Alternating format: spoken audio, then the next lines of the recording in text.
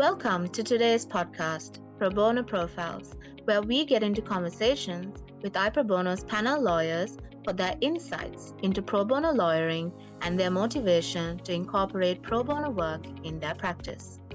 We have with us today Ishara De Silva, a panel lawyer in Sri Lanka, to speak on his work in handling LGBT plus matters. Ishara is also known in the LGBT plus community as a qualified psychological counselor. I am Kavisha Koswata, iProbono's advocacy officer in Sri Lanka, and I will walk you through this conversation. Thank you so much, Ishara, for joining us today.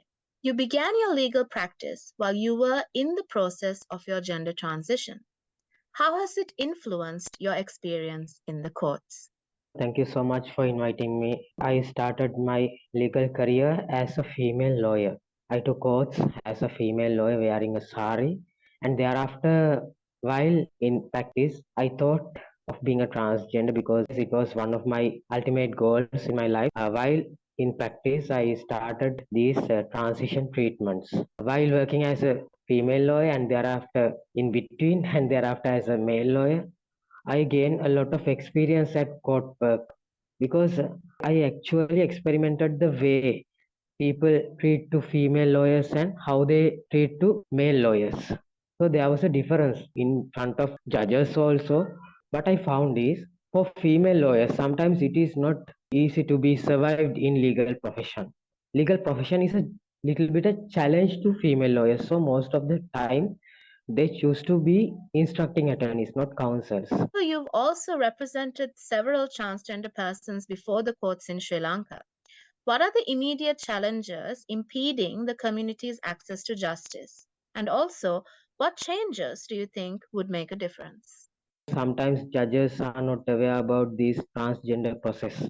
Lawyers also are not aware regarding this transgender legal documentation process as well. To fulfill justice within this society, what we have to do is improving knowledge within this community. We should collect all these authorities together and we should make awareness programs regarding these procedures. Legal documentation process also should be taught to these governmental officials, especially because people are dealing with governmental officials daily. So these people should know which law is related to transgenders living in Sri Lanka. You also regularly interact with law enforcement officers in your work. What can be done to improve their handling of such matters? The same solution could be applied to here as well. Within law enforcement, all the officers should be collected. We should teach them what these procedures are. To overcome these law enforcement issues, what we have to do is making them aware. What would be your advice to lawyers looking to work with vulnerable communities? A lawyer actually should be a friend to his clients. A lawyer should have empathy and understanding other than knowledge. Lawyers should listen to their clients.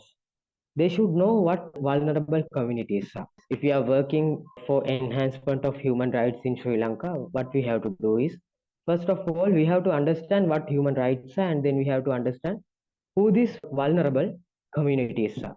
So, with empathy, if we handle these matters, people of vulnerable communities will have some faith regarding law.